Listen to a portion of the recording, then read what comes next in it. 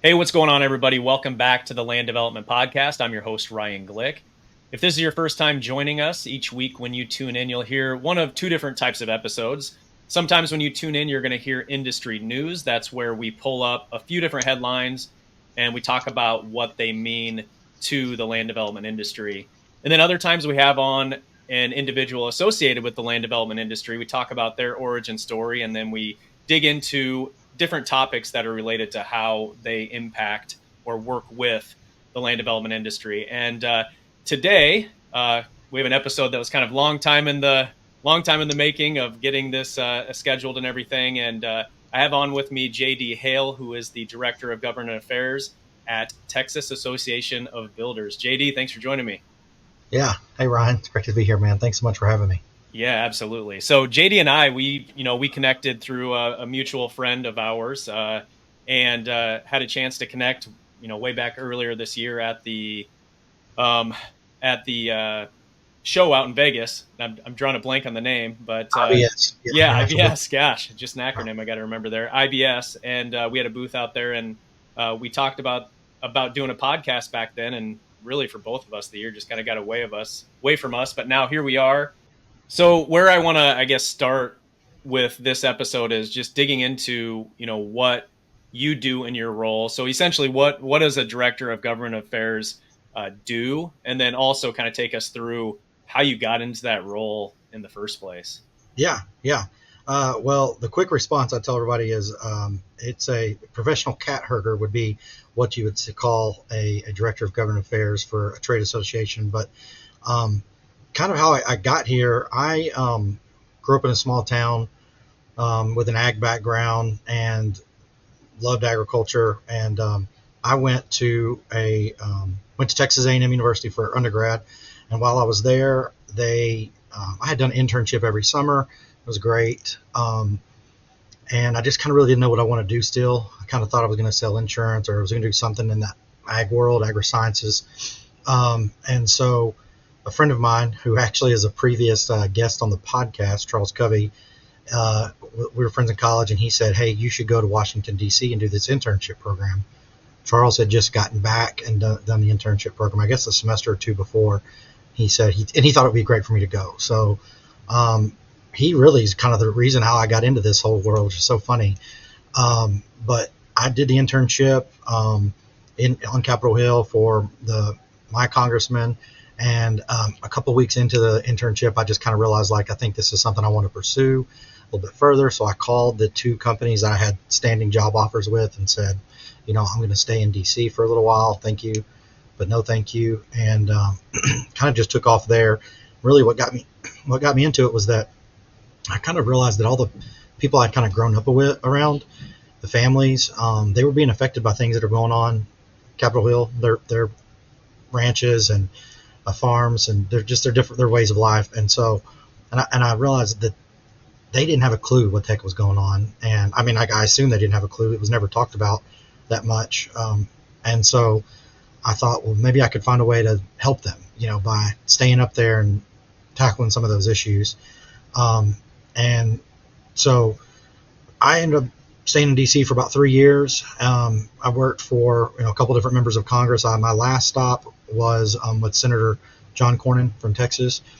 And then after I had worked for him for a couple of years in D.C., there was an opportunity to work for him in his Tyler, Texas office. It's called the East Texas Regional Office. So that office has 36 counties. So I moved back to Tyler, East Texas, which is where I'm from, and I covered the 36 counties for him with another person in the office. So two of us covered 36 counties.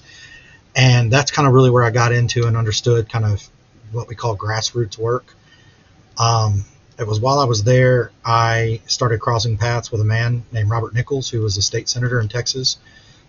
A friend of mine had become friends with a guy who worked for him. And basically that guy told me that he was leaving. And I said, hey, would you give him my name and tell him I think I'd like to come talk to him about a job, because what he was working on was kind of what that position turned out to be was kind of a mix between what I had done for Cornyn in D.C. and what I did for Cornyn in East Texas. So I had the policy stuff in D.C., plus like the people stuff in for Cornyn in East Texas. So with I got hired by State Senator Robert Nichols, and I had the unique opportunity to be his staff person in the district, which is 19 counties.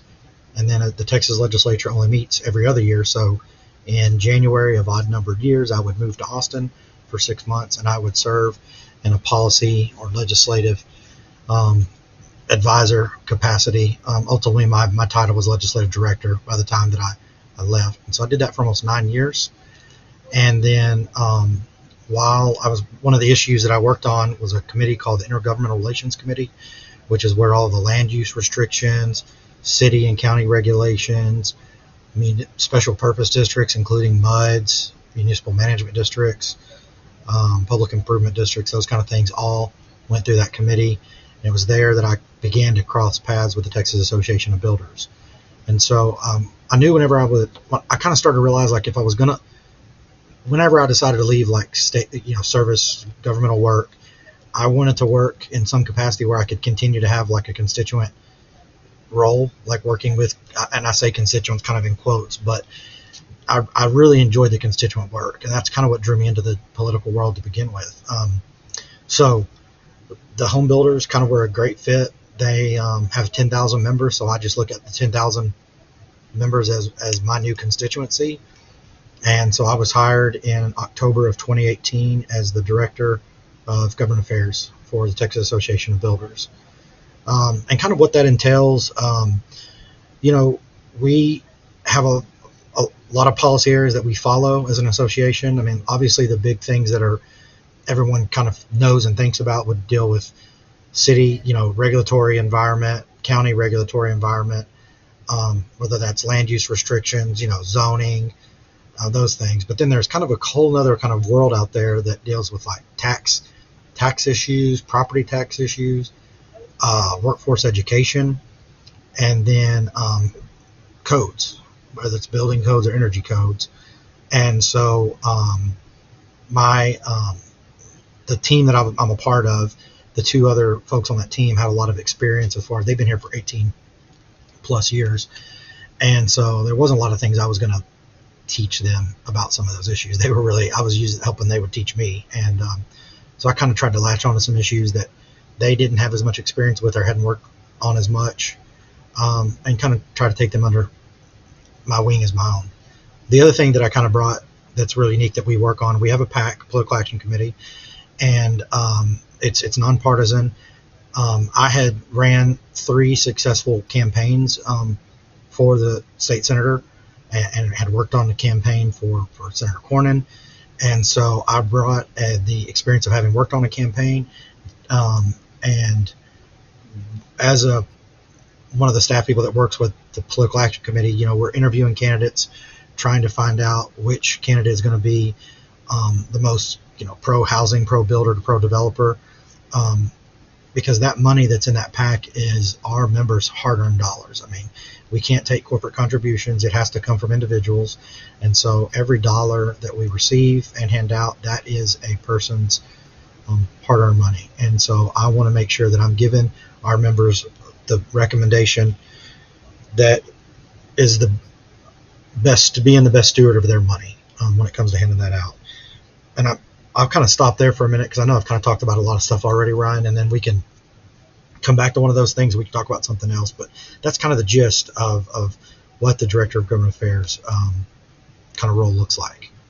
Okay. No, that's interesting. I was definitely curious of how, like, all the things that you're involved in, and there was quite a list of different areas that I hadn't necessarily thought of. I think the first thing that usually comes to mind for me when I'm thinking about it is more of the regulatory and just the land use and the zoning. But yeah, some of the other stuff that you talked about there didn't really stick out in my mind. So I'm glad you went through that list. So we have people listening to the show from around the country, and pretty much I think every state has their home builder associations at the city level and everything. I don't know if all states have similar to what Texas has, where you have the Texas Association of Builders. Is that really just the same concept as like the local city, builders associations, and it just kind of wraps them all into one? Or is it really just a standalone thing that is somewhat unique to Texas. Do you happen to know how that is set up? It's kind of different, very state by state. We are, I say grassroots driven in the sense that you join at a local chapter. We have 26 local chapters across the state. You join locally. Part of your dues pays for state and federal. Not every state is structured that way just because they don't have enough local chapters really, or their state's regulatory environment is much different with regard to our industry. Some states, there is, I don't want to say mandatory membership because that's a very, it's not truly accurate, but I think there are some things in place that builders and developers have to go to the Home Builders Association to either get some continuing education credits or to make sure that they're keeping up with certain OSHA certifications or whatever, and so they join to have access to that kind of stuff. It's not required. There are other places to go get it. It's just the most convenient, probably, place to go get those things. We don't have that in Texas, but and so each one is kind of different. But there are several states that are structured very similar to ours.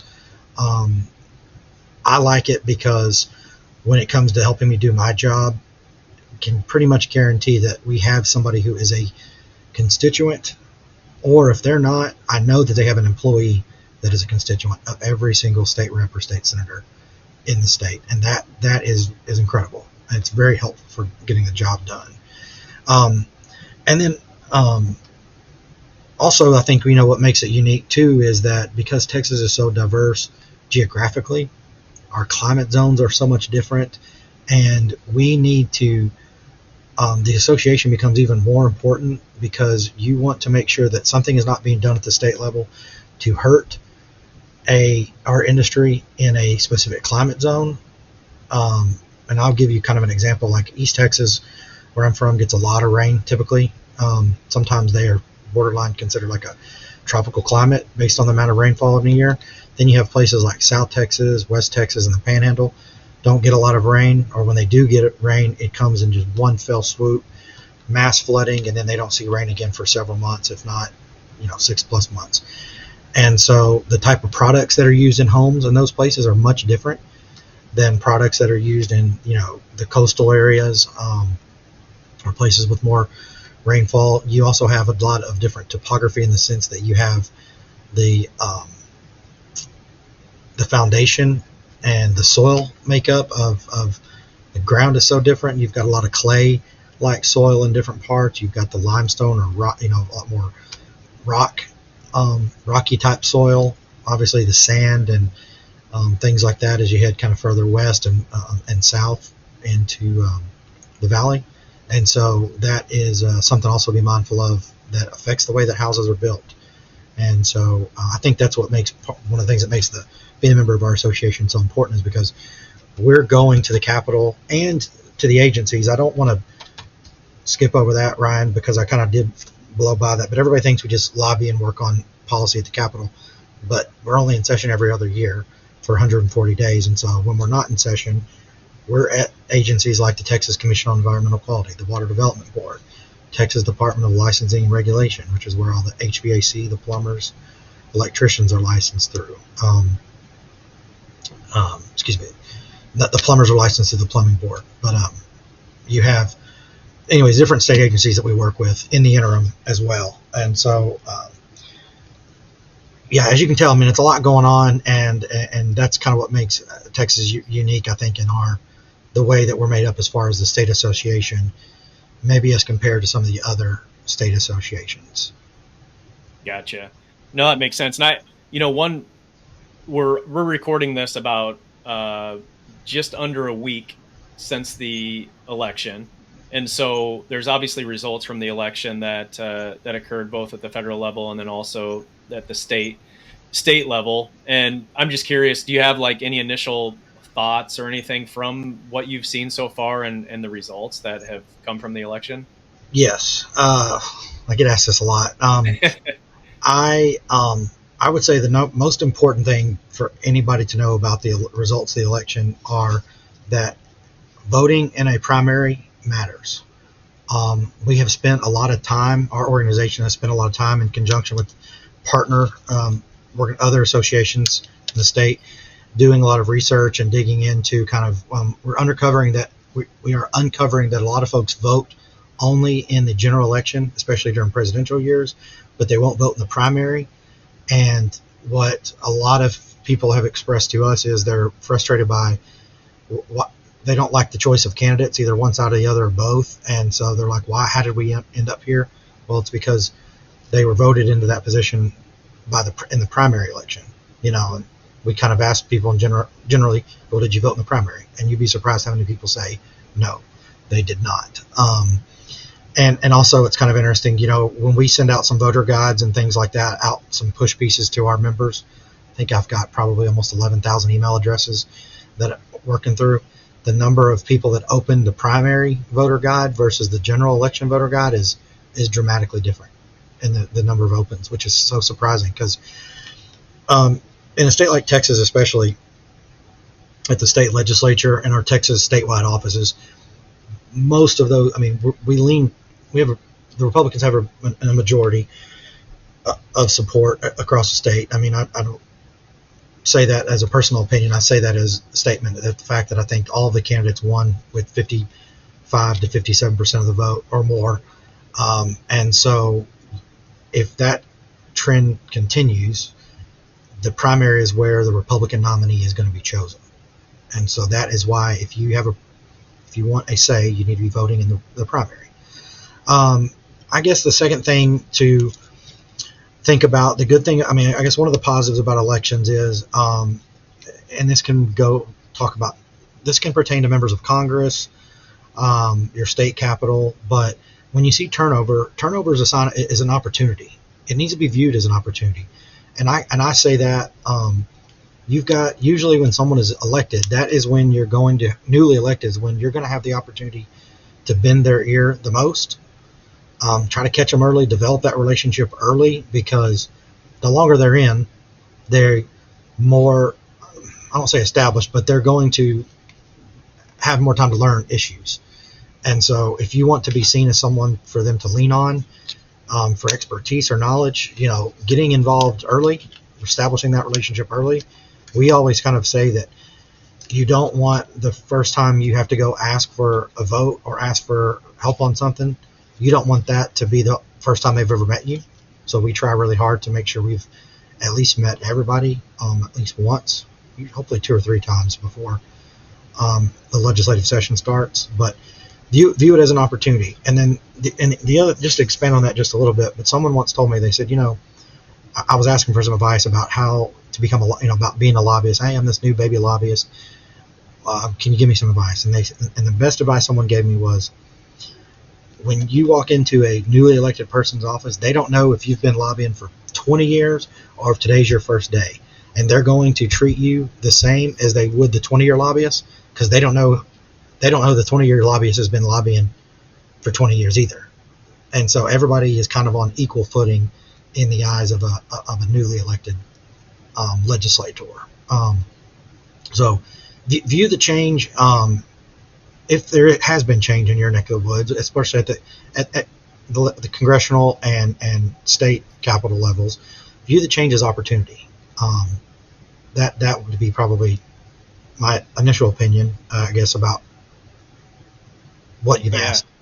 Yeah, well, I one of the things that I was going to ask, and I think you just answered it there, was around we have a lot of hot button topics right now that led to, I think, the results of the election, at least at the federal level. And, so you have these new legislators coming in who are hearing a lot about just the economy. They're hearing about inflation. They're hearing about the border. They're hearing about just a lot of things that have been, top of mind. And so housing is obviously something that, coming into the election at the federal level, both presidential candidates talked about housing. They both had different approaches on how they wanted to, work and help the industry. And so now with Trump in office, I'm curious if, how do you, or, again, I know this is at the state level, but how do you work through that and make sure that there still is attention on housing, even though some of these other things maybe were higher priority for, some of the constituents and everything that were voting?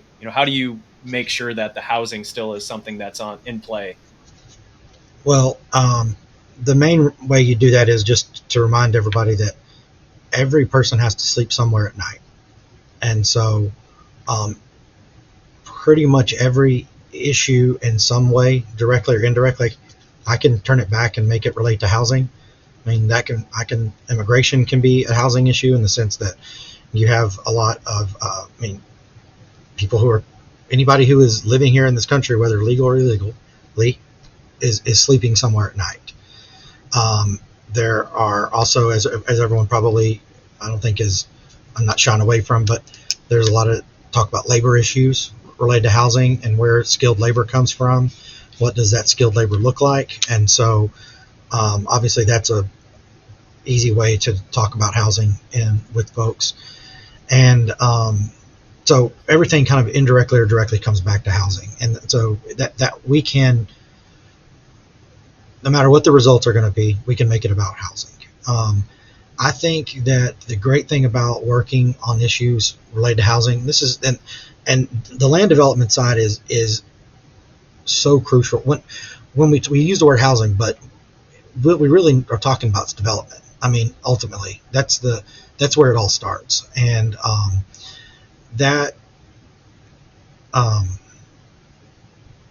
everybody wants to fix housing. Everybody wants to keep housing affordable. I'm talking about both parties. I think that they just have different ideas of how to get there.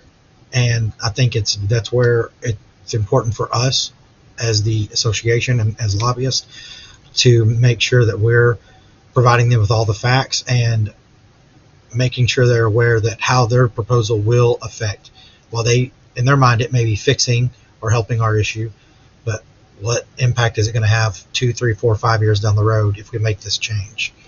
And like I said, that issue, that's on both sides, ours and D's. Yeah. So if we look at the state level in Texas, are there certain, so I think based on what you said, odd number of years they're in session. So that would mean coming up here in January timeframe, they're going to be in session. And so are there any key housing related bills or anything like that you know of that are up for debate or are possibilities? I think I've heard some things around zoning or something to that effect. Is there anything you know about? Yeah, I mean, there's a lot of talk about it. We actually have our board meeting, Texas Association of Builders board meetings next week. That's where all of our policy positions will get finalized, and then we'll kind of have the lobbyists will kind of have our marching orders from our members as far as like, hey, we would like you guys to try to get a bill filed that does this or that. So there's a lot of discussion about it. I think that last session we had a big property tax cut, increase in the homestead exemption, and I think there's going to be a lot of talk about trying to maintain that. I think some people have an interest in giving a bigger exemption. We have been talking a lot about the hidden cost of homeownership. Taxes is kind of an issue that it's easier for people to recognize, but they're not thinking about their homeowner's insurance and how that's going up through the roof. Interest rates are affecting those costs. We use the word inventory, and by inventory we mean lots, the availability of lots and how expensive lots are and how hard it is to get lots on the ground, whether that's permitting delays or there could be an inventory issue with regard to shortages of materials. We have a new code cycle coming out. 2024 codes are being rolled out, and so you have different municipalities that are adopting those codes, and when that happens, that kind of creates a strain on supply chain issues kind of at the outset, because there are new products approved by code that the manufacturer hadn't kind of caught up to. So yeah, that's kind of, I would say, a lot of things kind of that we're thinking about. I don't have a specific, you asked about specific bills. We're in a lot of meetings where bills are talked about, but today actually is the very first day that someone can file a bill at the state capitol. So okay. We'll start seeing those things this afternoon. I'll get a notice, and I'll be able to see what all bills were filed in day one, and we'll kind of start reading. We'll start this evening. We'll start reading bills. So we'll kind of see what's out there. And then, like I said, after our meetings next week, we'll kind of have some marching orders of things our members would like us to go and work on. We made some big reforms last session to the extraterritorial jurisdiction. It's very important. It allowed for a property owner who owned land inside of an ETJ, and it allowed them to be able to remove themselves from that ETJ and just be wholly located in the county. Our developers loved that bill. They have really benefited from that legislation, and so there's some issues that have kind of arisen from the first go round, that bill passing last session, and our members have talked to us about some cleanup and trying to fix some problems that have come from it. But there's a so which issues are going to get legs and go, I don't know yet. We have a speaker's race here in the state capitol, which is really ultimately going to determine what happens, what bills can and cannot advance through the legislature. That we have a lot of, I don't remember, I think it was over 15 or so maybe committee chairs in the House that all either retired or were defeated in the primary. And so there's going to be a lot of new leadership in those committees and several of them are very important to our industry. So that will determine kind of what issues get set for hearings and those kind of things too. So that's kind of what we're thinking about, I guess, as we're leading up to January. Okay.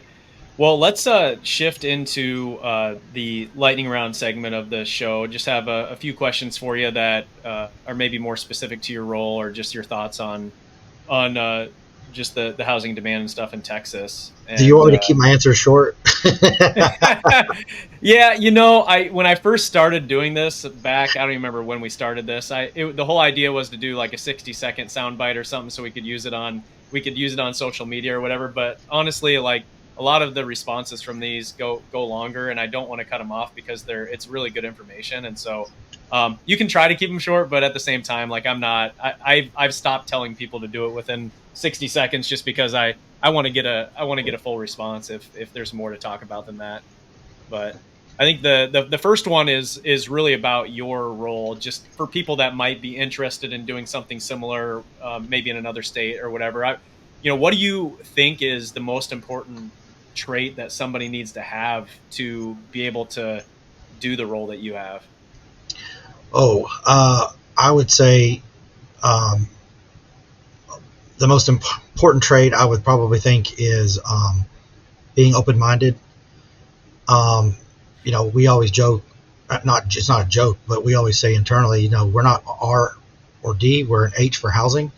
We're a purple jersey, we're not a red or blue. And so being open-minded, as being mindful of the fact that our personal feelings as staff don't matter. We're here on behalf of our members, and it's what they want. And I also think that being a good listener is really, really important. And I think a bonus deal would be if you could have a good memory. The hard part is that's not something you can really train yourself to do, but it seems to be that people with a good memory tend to do pretty well. All right. Second one. What role do developers play? And you touched on this a little bit, but maybe you can expand a little bit more. But what role do developers play in ensuring Texas meets its growing housing demand? They play the ultimate role. I mean, to be completely just blunt, they play the ultimate role. And the reason why not to labor on too much, but basically Texas has about 1,200 people move here a day. And those people, if you think about 1,200 people a day, multiply that by 365 days a year, every 2 years the legislature meets. So that ends up being about 750 to 800,000 people that move here every 2 years. So every 2 years, the legislature has to find a way to think about, we've got to build that many more hospitals. Well, the developers have to develop that many more, the ground for that many hospitals. We've got to provide that much more electricity. We've got to provide that much more water, schools, and houses, kind of the last part. And so the developers play a role in the construction of all 5 of those different phases. They are the ones who are going to make sure that we keep pace with growth. Yeah. All right. What would you say is the most rewarding part of your work? The people. 100,000%. It's the people. And that's our members. I mean, obviously, are very rewarding. I love our members. It's getting to interact with people from all over the state. When I was in DC, I loved interacting with people from all over the country and even the world. I think that was just incredible. And in our world, especially, a lot of the staffers and even some of the legislators have never built a house, have never done a remodel, and so we're having to go and talk to them about how an issue affects people who build houses and do remodels and turn dirt as developers. And so, how do we take those issues and make it simple so that people who've never even done those things can understand how their decisions or what they've got put on paper is going to affect those folks' jobs and livelihoods. All right. So next one, this could be a good opportunity to talk a little bit or plug the Texas Association of Builders here. But what advice would you give to home builders and developers who want to be more active in the policy and advocacy side of the industry? Oh, yeah, it's a great question. I love that one. Show up. I travel around the state. Like I said, we have about 26. We have 26 local chapters across the state. I've been to just about every single one of them since I've been working here. And when I speak to them, I let everyone know in front of any group of our membership. Every member of the association has a right to show up to the meeting just as much as anyone else. And so that meeting is where the decisions are made as a group. We talk about a rising tide lifts all ships. That is where the decisions are made to where we can go out and work on behalf of our members. And so come to the meeting.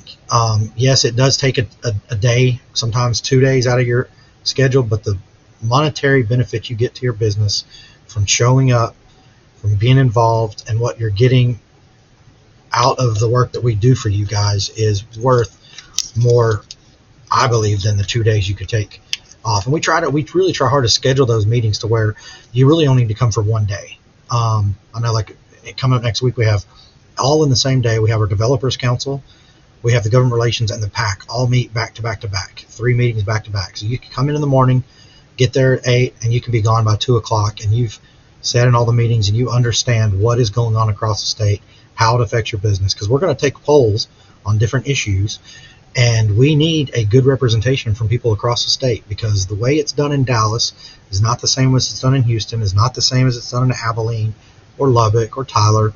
Everybody's doing it differently. And to the folks out of state, because we have a lot of folks that come from out of state as well because they're doing business in Texas, we need the perspective to say, look, Arkansas did it this way and it didn't work, or this did work in Florida and let's try it the Florida way, or however, whatever state you want to give an example of. But it's important to have that perspective, because we don't know. Like I said, I'm not a builder. I just play one on TV.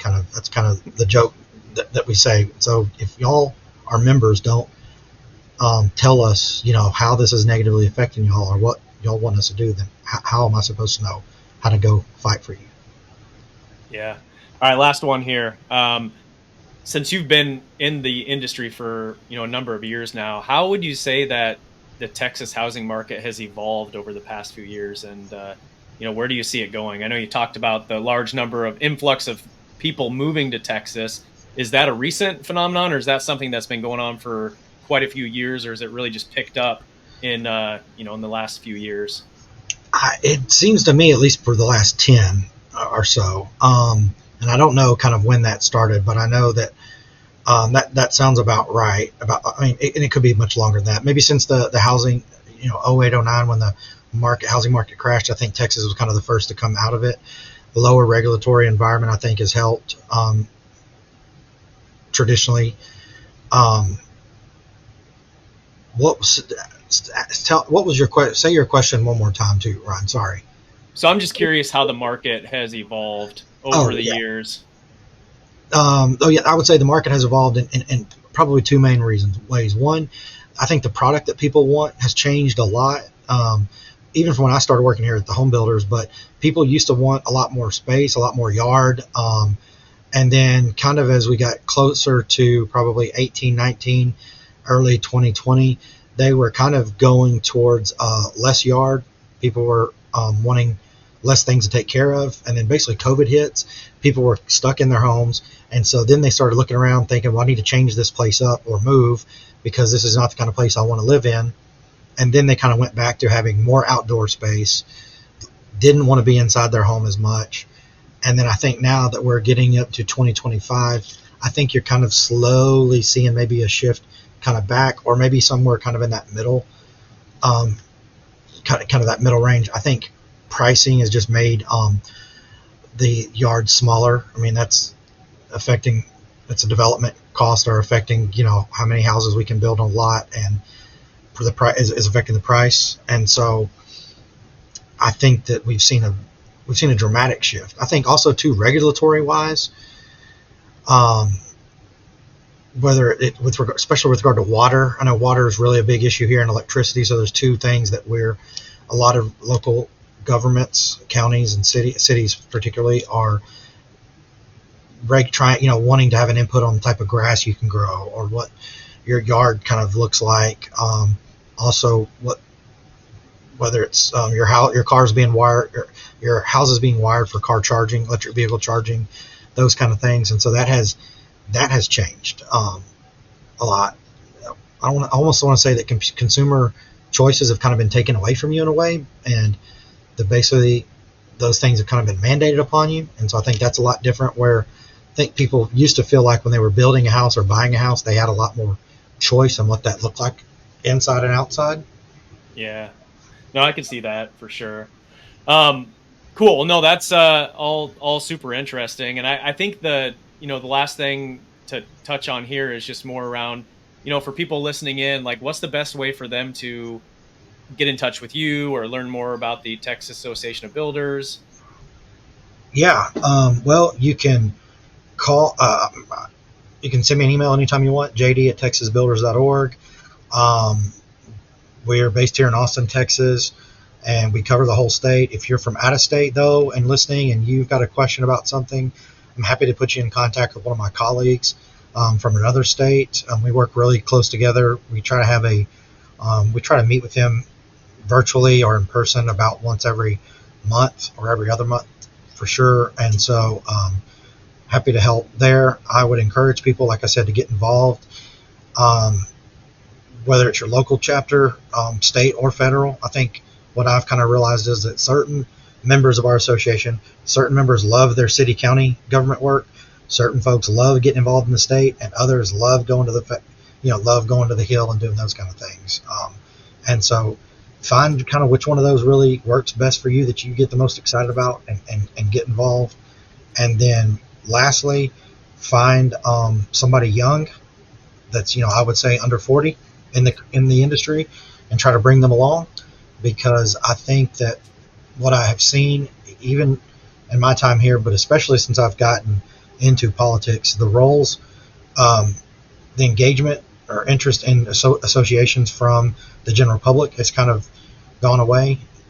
It used to be the association was the place where people would go to get a lot of information about their industry, and now, because of the internet, there's so much information out there.